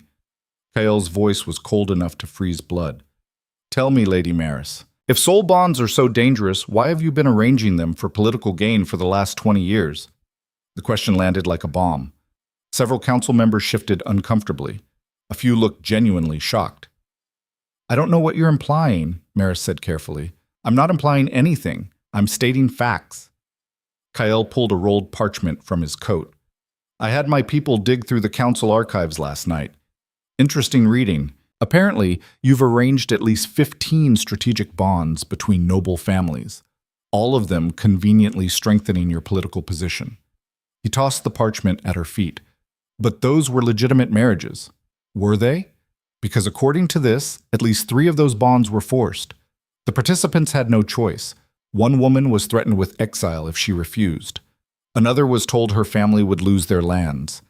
Kale's eyes were hard. "But you didn't care, did you, as long as it served your purposes?" Maris's face was turning red. "This is irrelevant to the matter at hand. It's completely relevant." Kyle turned to the council members. "She's not trying to protect the kingdom. She's trying to protect her own power. Because if Lyra and I are truly bonded, it means Seraphine's claim to the throne is fraudulent, and Lady Maris can't allow that. That's absurd, Maris snapped. Seraphine is your legal wife, a marriage made under false pretenses. I was already bonded when I agreed to it. Kale's voice rang out clear and strong. Which means the contract is void. The chamber erupted in noise, council members arguing, the priest trying to speak over them, Maris shouting denials. Lord Terran's voice cut through the chaos. Your Majesty, are you saying you knew about this bond before you married Lady Seraphine? Yes. Then why did you proceed with the marriage? Kael looked down at Lyra, and his expression softened for just a moment. Because I was told that acknowledging the bond would put Lyra's life in danger, that Maris and her allies would have her killed to protect Seraphine's position. So I tried to protect her by denying the bond, by pushing her away. How noble, Maris sneered, and how convenient that this story emerges now. It's not a story. It's the truth. Kael's voice hardened again. And you proved it by sending hunters after her, by dragging her back here and trying to destroy the bond by force. More arguing, more shouting. And Lyra, still shackled to the platform, felt the bond suddenly surge. The iron shackles were still suppressing it, but with Kael this close, the connection was too strong to fully contain. It was like trying to dam a river with pebbles. The water just found ways around. She pulled harder, feeding the bond with everything she had. The shackles began to glow. Maris noticed first, her eyes widened. Stop her! She's trying to... Light exploded from Lyra's wrists. The iron shackles shattered like glass, fragments scattering across the platform. The ankle shackles followed a second later, bursting apart in sprays of light and metal. Lyra sat up, breathing hard, her hands crackling with silver-blue energy. The bond energy swirled around her like a living thing, responsive to her will in a way it had never been before. Every person in the chamber froze, staring. Impossible, the priest whispered. Lyra stood slowly, the energy flowing through her veins like liquid fire. She looked at Maris and saw actual fear in the woman's eyes. Good. You wanted to see the bond? Lyra said quietly. Here it is. She raised one hand and the energy formed into a visible thread, a shimmering line of light that stretched from her chest to Kael's. It pulsed with life, with power, with a connection so strong it was almost tangible. The bond, made manifest. The council members gasped. Several stepped back. One made a warding gesture like he thought she was cursed. That's not... Maris's voice shook. That can't be real. Soul bonds don't look like that. They're not visible. They are when they're powerful enough, Lyra said. When both people stop fighting it and accept what they are to each other. She looked at Kael. He looked back, and the bond between them flared brighter, filling the entire chamber with light so intense that people had to shield their eyes. The priest fell to his knees. Blessed ancients, a true bond. I've never seen one so strong. Lord Terran stepped forward, staring at the line of light in wonder. How is this possible? Soul bonds don't... They're not visible. Not like this. They are when they're this powerful, Kael said. When the connection is this deep. But she's just a servant. She's my soulmate, Kael interrupted. The bond doesn't care about status or bloodline. It just is. When the light faded, Lyra let the visible manifestation dissipate. But the bond was still there, stronger now, stable in a way it hadn't been since the day it formed. This changes nothing, Maris said, but her voice had lost its certainty. She sounded desperate now. The marriage contract is legally binding. Is void, the priest interrupted. He'd found his feet again, his expression grave. Under temple law, a soul bond supersedes all other contracts. If His Majesty was bonded before the marriage, the union with Lady Seraphine is invalid. It has no legal standing. You can't possibly... Maris started. I can, and I will. The priest's voice was stronger now, more confident. The law is clear. A soul bond, once formed, cannot be broken by mortal contract. Any marriage made while a bond exists is null and void. But the council approved the marriage. The council doesn't have authority over sacred bonds, Lord Terran said. The priest is right. If the bond existed first, the marriage is illegitimate. Maris looked around the chamber wildly, searching for support. A few of her allies looked uncertain, but none spoke up. Your Majesty, the priest said formally, turning to Kael. I formally petition to dissolve your marriage to Lady Seraphine on the grounds of pre-existing soul bond. Do you accept? Kael didn't hesitate. I do. The chamber exploded again, some council members objecting, others arguing about procedure, a few calling for order. Maris looked like she wanted to kill someone. The council will never allow this. We have protocols, procedures, laws. The council, Kael said loudly, cutting through the noise, exists to serve the kingdom, not your ambitions. He turned to face the assembled members. I'm asking you now, all of you, to choose. You can stand with Lady Maris and try to maintain a corrupt system built on arranged bonds and political manipulation. Or you can stand with me and restore the sanctity of true bonds. What's it going to be? Silence fell. Lord Terran spoke first. I stand with the true bond. Then another council member. As do I. One by one, others echoed them. Not all of them. Maris still had supporters, 5 or 6 who clearly believed in her vision of controlled power. But enough broke away that her control was clearly shattered. She looked around the room, her face twisted with rage, and something that might have been panic. You're all fools. This will destroy everything we've built. What you've built, Kael corrected. The rest of us are ready for something different. Maris turned to leave, but Marcus blocked the door, along with 4 other guards. I don't think so, Marcus said calmly. You just attempted to torture the king's soulmate and illegally sever a sacred bond. That's grounds for arrest. On whose authority? Mine. Kael's voice was iron. Take her to the cells and find Seraphine. I want them both under guard until the council decides their fate. Marcus signaled to his men. They moved forward and grabbed Maris, who struggled but couldn't break free. You'll regret this, she shouted as they dragged her toward the door. The council will turn on you. You'll lose everything, your throne, your kingdom, your life. I already lost everything once, Kael said quietly, looking at Lyra. I'm not doing it again. The guards removed Maris from the chamber, her voice echoing down the corridor until a door slammed and cut her off. Lyra stood on the platform, suddenly aware of how exhausted she was. The burst of power had drained her, and her legs felt shaky. The burns on her wrists where the shackles had been throbbed with pain. Kael was beside her in an instant, steadying her with a hand on her arm. You okay? He asked quietly. I've been better. She managed a weak smile. But I'm alive. That's something. That's everything. His hand was warm on her arm, grounding her. When I felt the ritual starting, I thought...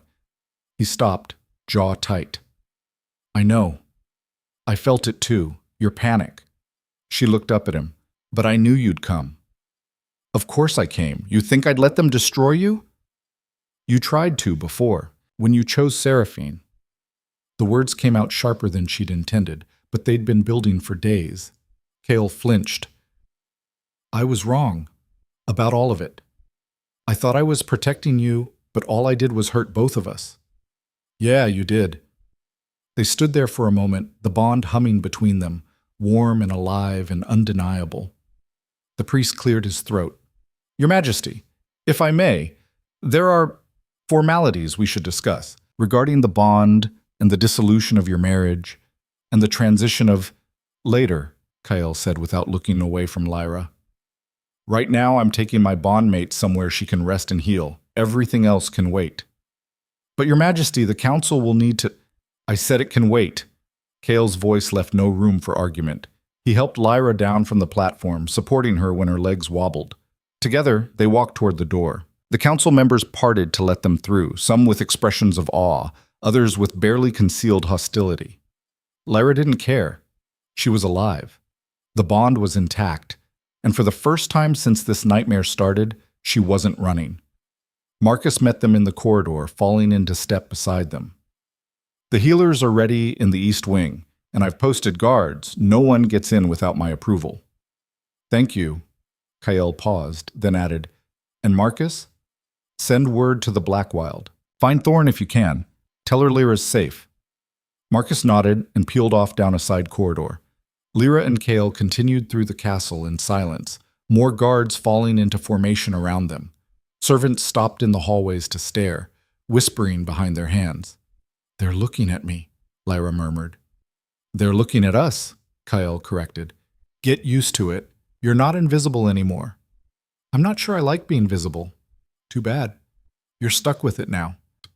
Despite everything, Lyra almost smiled. They reached Kyle's private quarters, and he dismissed the guards with orders to secure the corridor and allow no one inside without his direct permission. Inside, the rooms were warm and comfortable, a fire already burning in the hearth, food laid out on a table, clean clothes draped over a chair. Lyra sank into a chair near the fire, her whole body aching. Her wrists were red and blistered where the iron had burned her. Kale poured water from a pitcher and handed her a cup. "Drink." She drank, the cool liquid soothing her raw throat. She hadn't realized how thirsty she was. He sat across from her, studying her face with an intensity that made her feel exposed. "What you did back there," he said finally, showing them the bond, making it visible. "That was brilliant." "It was Thorne's idea, sort of." Lyra set down the cup. She said the council was afraid of people who could manipulate bonds because it threatened their power structure. I figured if I showed them what a real bond looked like, made them see it, not just hear about it, they'd have to acknowledge it. They did more than acknowledge it. You terrified half of them. Good. Maybe they'll think twice before trying to control people's lives. Kale leaned back, a ghost of a smile on his lips. "You've changed. So have you." "Have I?" "You just arrested one of the most powerful people in the kingdom and invalidated your own marriage in front of the entire council." Lyra met his eyes. The Kyle I knew 2 weeks ago would never have done that. The Kyle from 2 weeks ago was a coward. His expression turned serious. "I'm sorry. For all of it. For pushing you away. For choosing Seraphine. For making you think you didn't matter. You thought you were protecting me. I was. But I was also protecting myself. I was afraid of what would happen if I admitted the bond was real. Afraid of losing the throne. Afraid of starting a war. Afraid of—" He stopped, looking away. "Afraid of failing you." The raw honesty in his voice made something in Lyra's chest tighten. "You did fail me," she said quietly. "When you chose her, it felt like you were choosing the crown over me. Like I wasn't worth fighting for." "You were always worth fighting for. I just didn't have the courage to do it." Kale looked back at her. "But I'm done being afraid. No more hiding, no more sacrifices. From now on, we face everything together." Lyra wanted to believe him, but trust wasn't something that could be rebuilt in a single conversation. "We'll see," she said. He nodded, accepting that. "Fair enough." A knock at the door interrupted them. "Enter," Kale called. A healer came in. An older woman with kind eyes and efficient hands. She took one look at Lyra's wrists and tisked. "Iron burns. Nasty." "Let me see." Lyra held out her hands.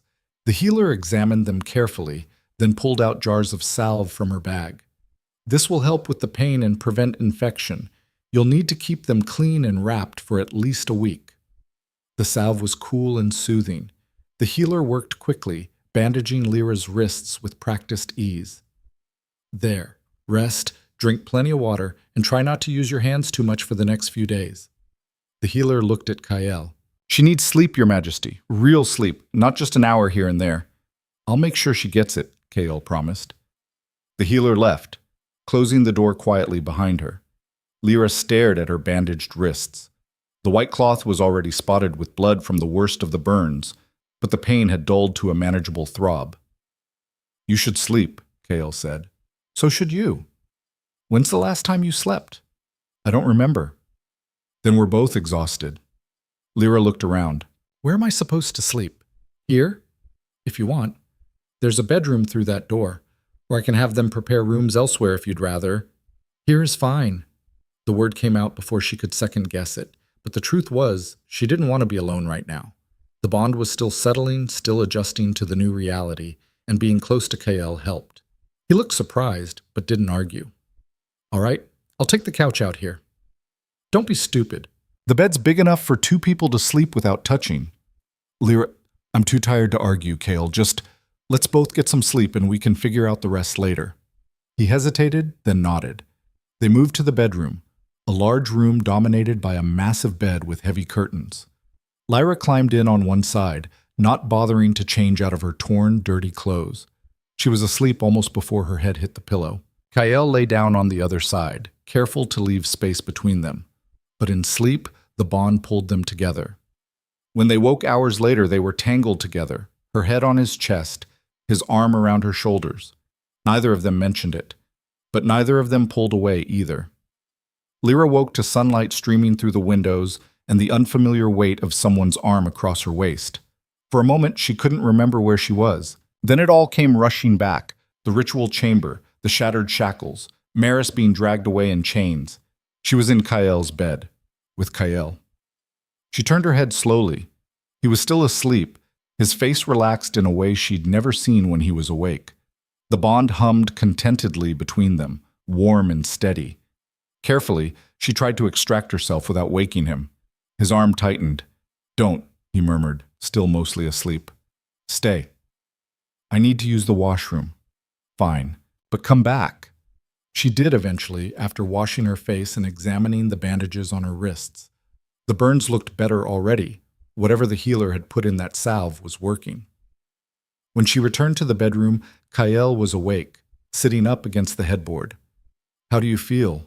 he asked. "Sore, tired, confused about what happens next." She sat on the edge of the bed. "How long did we sleep?" 14 hours according to the clock. 14. Lyra looked at the window. It was afternoon, not morning. The council must be losing their minds. Let them. They can wait. A knock at the outer door interrupted them. Kael called for whoever it was to enter. Marcus appeared, looking harried.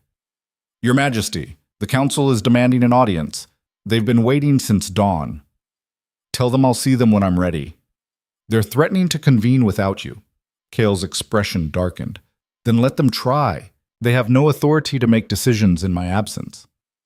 "Lady Maris's supporters are claiming you've been compromised by the bond, that you're no longer fit to rule." Marcus hesitated. "And Seraphine has been demanding to see you. She says she won't agree to the dissolution until you speak with her personally. She doesn't get a choice. The bond invalidates the marriage. It's not up for negotiation. I know that, but she's making noise about it and it's causing problems." Kael stood, running a hand through his hair. "Fine. Tell the council I'll meet with them in 2 hours. And tell Seraphine she can rot in her rooms until I decide otherwise." Marcus nodded and left. Lyra watched Kael pace. "You're going to have to face them eventually."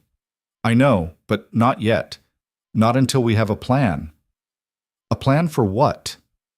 "For changing everything." He turned to face her. Maris was right about one thing. This will destroy the system they've built.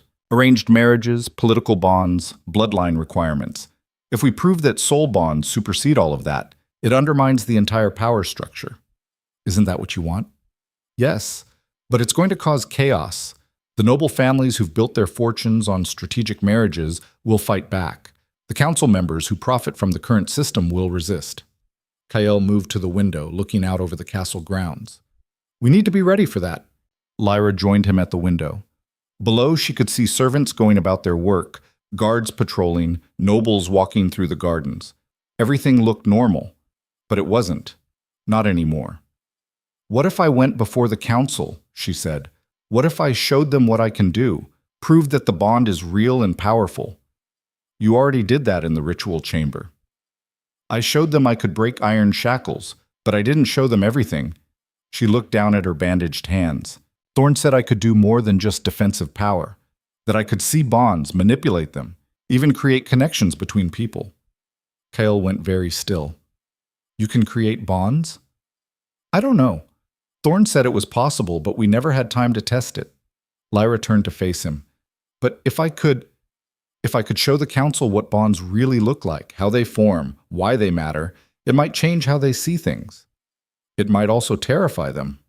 "Good. Let them be terrified. Maybe they'll stop treating people like chess pieces." Kael studied her face. "When did you become so fierce?" "When I stopped running." The council chamber was packed, not just with the usual members, but with nobles, priests, military commanders, and representatives from every major family in the kingdom. Word had spread fast about what happened in the ritual chamber, and everyone wanted to see what would happen next. Lyra stood beside Kael at the front of the room, trying not to let her nerves show. She wore a simple dress, clean but nothing fancy, and her bandaged wrists were visible to everyone. Let them see what Maris had done. Lord Terran called the session to order, his voice barely audible over the noise. Quiet! This council is now in session. He banged his staff on the floor until the room settled. We are here to address the matter of His Majesty's bond with the woman Lyra and the subsequent dissolution of his marriage to Lady Seraphine Valen. Immediate uproar. Maris's supporters shouted objections. Others called for order. Kael let them argue for a few minutes, then raised his hand. Silence fell. I know many of you have concerns, he said. Questions about the bond, about the marriage, about what this means for the kingdom. So I'm going to answer them, all of them, right here, right now. Your Majesty, one of Maris's allies, Lord Corvin, stood up. With respect, this entire situation is highly irregular. You can't simply invalidate a marriage because you formed an attachment to a servant. It's not an attachment. It's a soul bond. Kael's voice cut through the room. And yes, I can invalidate the marriage. Temple law is clear on this. Temple law also requires verification, another council member said. How do we know this bond is real and not some fabrication? Because I can show you. Every eye in the room turned to Lyra. She stepped forward, her heart pounding. This was it. The moment where everything either fell apart or came together. The bond is real, she said, loud enough for everyone to hear. And I can prove it. She raised her hands, ignoring the pain in her wrists, and reached for the bond energy. It came easily now, flowing through her like water. The power filled her, warm and bright, responding to her will. Light began to glow around her fingers. The council members leaned forward, fascinated and alarmed in equal measure. Lyra focused, shaping the energy the way Thorn had taught her, and slowly, carefully, she made the bond visible. The silver-blue thread appeared between her and Kael, pulsing with life. But this time she didn't stop there. She extended her awareness outward, looking for other bonds in the room. And she found them. There, Lord Terran and his wife, sitting together, near the front. Their bond was old, stable, glowing with a soft golden light. There, a young couple standing near the back. Their bond was new, fresh, shimmering with potential. And there, Lord Corvin and the woman beside him. Their bond was weak, forced, more gray than glowing. An arranged marriage with no real connection. Lyra made them all visible. Threads of light appeared throughout the chamber, connecting people, showing the truth of their relationships for everyone to see. The room erupted. Some people gasped in wonder. Others cried out in shock or fear. A few tried to hide, as if the light showing their bonds was somehow shameful. This is what bonds look like, Lyra said, raising her voice over the noise. The bright ones are real, formed naturally between people who choose each other. The dim ones are forced, arranged for politics or power or money, and you can see the difference. She pointed at Lord Corvin. Your bond with your wife is barely there. You don't love her. She doesn't love you. You married because your families wanted an alliance. And that's fine, but don't stand there and tell me that a real bond, a strong bond like mine and Kael's, is somehow less legitimate than what you have. Corvin's face went purple.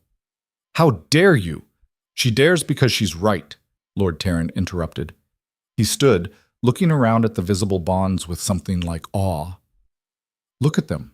Really look. You can see which marriages are real and which are just contracts. This is witchcraft, someone shouted. This is truth, Kael countered.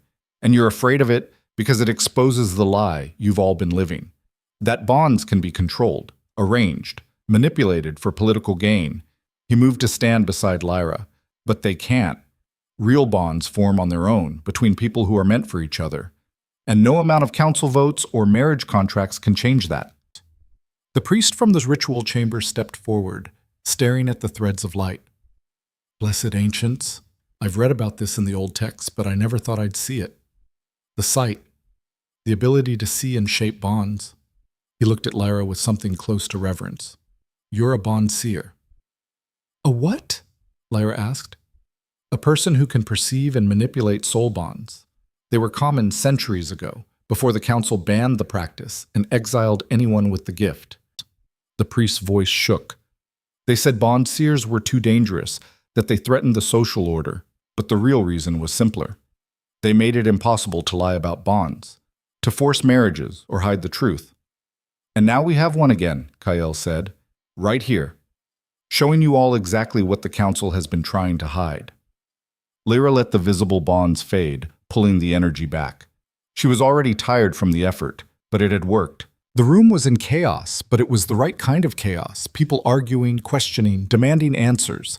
The old system was cracking. Lord Terran banged his staff again. Order! We need order! It took several minutes to quiet the room. This changes things, Terran said finally. If what we've seen is true, and I have no reason to doubt it, then the king's bond with Lyra is legitimate. More than legitimate. It's powerful in a way most of us have never witnessed. That doesn't change the fact that he's already married, Corvin objected, though his voice had lost its certainty. The marriage is void, the priest said firmly. I will testify to that before the High Council if necessary. A soul bond, especially one of this magnitude, supersedes all mortal contracts. Then what about Lady Seraphine? Someone asked. What happens to her? She goes free, Kael said. The marriage is dissolved. She can return to her family with full honors and no stain on her reputation. This isn't her fault. And Lady Maris? Kael's expression hardened. Maris will stand trial for her crimes. Attempted murder, illegal imprisonment, conspiracy to destroy a sacred bond. The council will decide her punishment. And if the council chooses leniency? Corvin asked. Then I'll overrule them. Kael's voice left no room for argument. I won't let her walk away from this. More arguing, more debate. But slowly, gradually, the tide was turning. Lyra could see it in the faces around the room. The ones who'd been skeptical were reconsidering. The ones who'd been hostile were backing down. They'd seen the truth, and they couldn't unsee it. No, the trial took 3 days. Maris stood before the council in chains, her face pale, but defiant. Witnesses testified about the hunters she'd sent, the illegal ritual, her attempts to manipulate the king. Seraphine testified too, quietly admitting that her mother had orchestrated everything, that she'd known about the bond and had helped hide it. I'm not innocent, Seraphine said, standing before the council with her head high.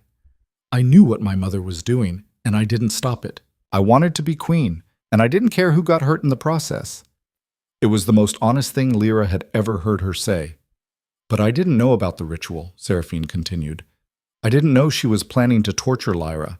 If I had, she faltered. I like to think I would have stopped it, but I don't know. I was so focused on keeping my position that I might have let it happen anyway.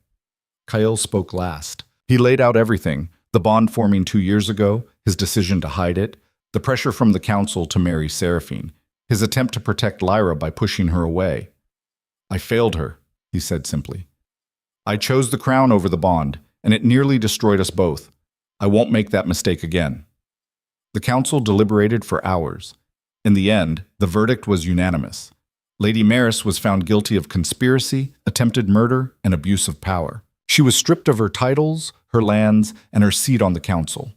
Her sentence: permanent exile to the Black Wild, with no possibility of return. Seraphine was found guilty of conspiracy, but granted leniency due to her cooperation. She lost her title as queen, but kept her family name and a small estate. The marriage to Kael was formally dissolved. When the verdicts were read, Maris screamed threats and curses until the guards dragged her out. Seraphine just looked tired. She approached Lyra after the trial, while everyone else was filing out of the chamber. I'm sorry, she said quietly. Lyra stared at her. Are you? Yes. I know you don't believe me, but I am. Seraphine's perfect composure cracked slightly. I wanted power so badly that I forgot to care about people, and I helped my mother hurt you because I was too selfish to see what was right in front of me. You could have stopped it. I know. Seraphine looked down. I should have, but I didn't, and I have to live with that. Lyra didn't know what to say. Part of her wanted to stay angry, to refuse the apology. But she was tired of being angry. What will you do now? She asked. Go home. Try to rebuild my life without my mother pulling the strings. Seraphine managed a bitter smile. Maybe figure out who I actually am instead of who she wanted me to be. That sounds like a good plan. Does it? Seraphine looked at her for a long moment. You know, I used to think you were pathetic, a servant with delusions of grandeur, but you're stronger than I ever was. You fought for what you believed in. I just gave up and followed orders. You can still fight. Maybe. Seraphine straightened. For what it's worth, I hope you and Kyle are happy. Really, you've earned it. She left before Lyra could respond. 2 weeks later, Kyle stood before the assembled kingdom and made an announcement that would change everything. The great hall was packed. Nobles, servants, soldiers, merchants, priests, everyone who could fit had come to hear what the king had to say. Lyra stood beside him, wearing a dress that actually fit her for once. It was simple but elegant, dark blue with silver embroidery. She felt exposed standing in front of so many people, but Kyle's hand found hers and squeezed. The bond hummed between them, steady and strong. Kyle raised his hand, and the room fell silent. I know there have been questions, he said, about the bond, about my marriage, about what comes next for this kingdom, so I'm going to answer them. He turned to Lyra, and his expression softened. This is Lyra. Some of you know her as a servant. Others know her as the woman who broke free from iron shackles and exposed corruption in our council. I know her as my soulmate, my true bond, the person I should have stood with from the beginning. He turned back to the crowd. I made mistakes. I tried to hide the bond, to push her away, to choose politics over truth, and it nearly destroyed both of us. But I'm done hiding. From this day forward, I claim Lyra publicly as my bondmate, not in secret, not with shame, but openly, before all of you. The crowd erupted in noise, some cheering, some objecting, most just shocked. Kyle waited for quiet, then continued. But this isn't just about us. It's about changing a broken system. For too long, this kingdom has treated bonds as political tools. We've arranged marriages for power, forced connections that should never exist, and ignored the sacred nature of true bonds. That ends now. He pulled out a scroll and unrolled it. I am issuing a decree. From this day forward, no marriage in this kingdom may be forced or arranged without the full consent of both parties. Soul bonds, when they exist, will be recognized above all other contracts, and any person with the gift of bond sight will be protected under royal law, not persecuted. The crowd was quieter now, listening. I know this will cause problems. I know some families will lose power, some arrangements will fall apart, some people will be angry. But it's the right thing to do. We can't keep building our society on lies and forced connections. We need to honor the truth. Lord Terran stood up. Your Majesty, what about the succession? If you and Lyra bond publicly, what does that mean for heirs to the throne? It means any children Lyra and I have will be legitimate heirs, as legitimate as any born to an arranged marriage. Kael's voice was firm. The law that says only noble-born children can inherit is outdated and wrong. Strength doesn't come from bloodline, it comes from character. More arguing, more debate. But this time Lyra noticed something different. There were voices supporting them, servants whispering to each other hopefully, young nobles looking thoughtful, even some of the older council members nodding in agreement. The change was happening. Slowly, maybe. Messily, definitely. But it was happening. That night, after the crowds had dispersed and the castle had finally quieted, Lyra and Kyle stood on the balcony outside his quarters. The moon was full, casting silver light across the grounds. In the distance, she could just make out the dark line of the Black Wild. Do you think Thorne saw all this? She asked. Probably. She seems to see everything. Kale leaned against the railing. I sent soldiers to find her, to thank her. But they came back empty-handed, said her camp was abandoned. She moves around. She'll turn up when she wants to. They stood in comfortable silence for a while. Are you happy? Kyle asked finally. Lyra considered the question.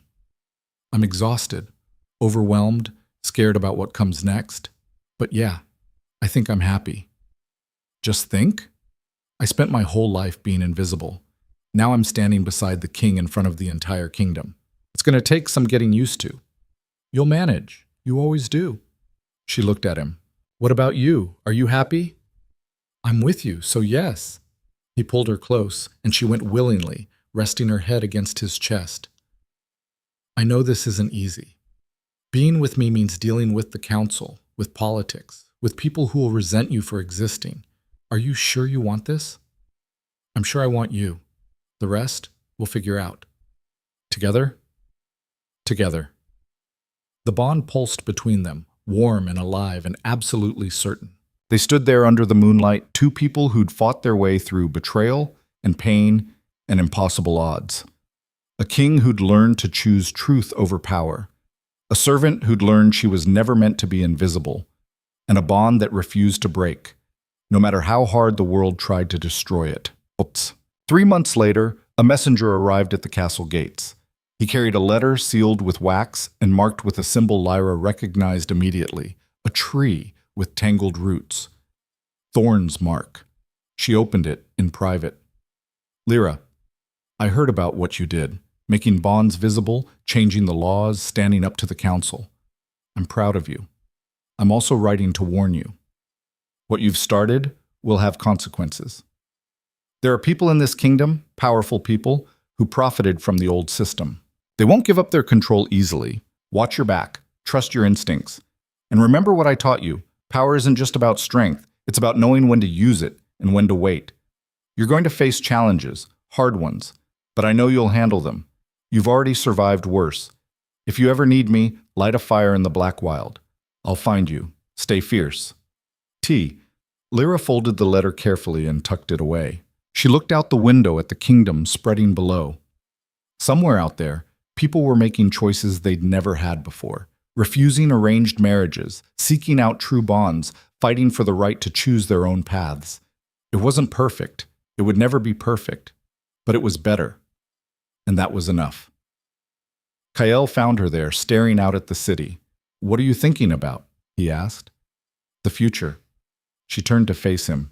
And how we're going to protect what we've built. We'll do it the same way we got here. Together. One fight at a time. That's not very reassuring. It's honest. She laughed. I suppose it is. He took her hand, threading his fingers through hers. The bond hummed contentedly between them. Come on, he said. The council's waiting. Apparently there's a dispute about fishing rights that needs the king's attention. Sounds thrilling. It's mind-numbingly boring, but it's part of the job. Our job now, you mean? Yes, our job. They walked together through the castle, hand in hand. Servants bowed as they passed. Guards saluted. And if anyone still thought a former servant didn't belong at the king's side, they were smart enough not to say it out loud. Because Lyra wasn't invisible anymore. She was the bond seer, the king's soulmate, the woman who'd shattered iron shackles and changed the kingdom. And anyone who tried to make her disappear again would learn exactly what happened when you underestimated someone who'd survived the Black Wild. In the council chamber, debates raged about new laws, new systems, new ways of organizing power. It was messy, chaotic, frustrating, but it was also progress. And as Lyra sat beside Kael, listening to nobles argue about regulations and representatives, she felt the bond pulse between them. Strong, unbreakable, real. They'd fought for this. They'd bled for it. And they'd won. Not perfectly. Not cleanly. But won nonetheless. Outside, the sun set over the kingdom, painting the sky in shades of gold and crimson. A new order was rising. Built not on bloodlines or arranged marriages or political manipulation, but on truth, on choice, on the simple, radical idea that people deserve to make their own decisions about their lives and their hearts. It wouldn't be easy. But nothing worth having ever was. And in the end, that was the real victory. Not the throne, not the power, not even the bond itself, but the courage to fight for what was right, even when the whole world said it was impossible. Lyra had been invisible once, a servant who didn't matter, a girl no one noticed, but she'd chosen to be seen, to be heard, to fight. And in doing so, she'd changed everything. The kingdom would never be the same, neither would she. And that was exactly how it should be. Years later, when historians wrote about the breaking bond and the revolution that followed, they would argue about the details. Some would say it started with a king who chose love over duty. Others would say it started with a servant who refused to stay invisible, but the truth was simpler. It started with two people who found each other in the darkness, who held on when everything tried to tear them apart, who chose truth over power, love over fear, and courage over safety. And in choosing, they built something new, something better, something worth fighting for.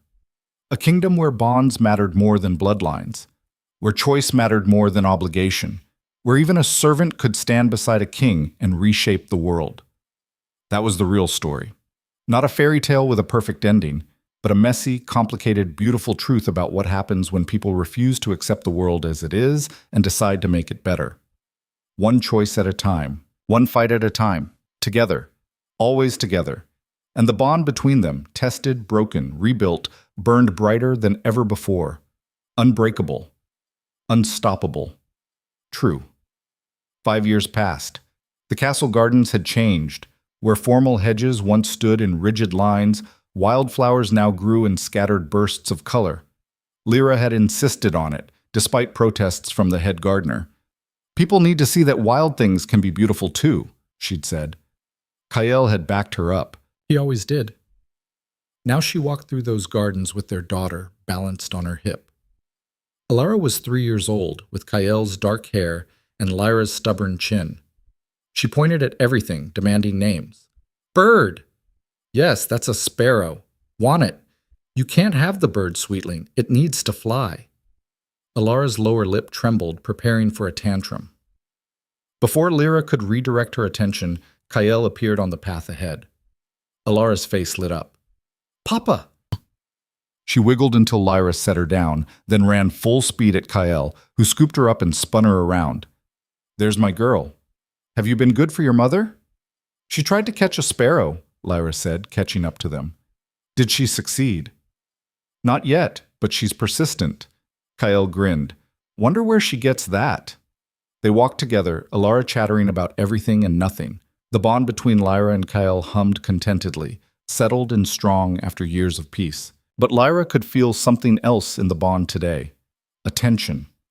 What happened? She asked quietly while Alara was distracted by a butterfly. Kael's expression sobered. Message from the Northern Territories. There's been an incident. Someone claiming to be a bond seer, but using the gift to manipulate people, forcing bonds that shouldn't exist. Lyra's stomach dropped.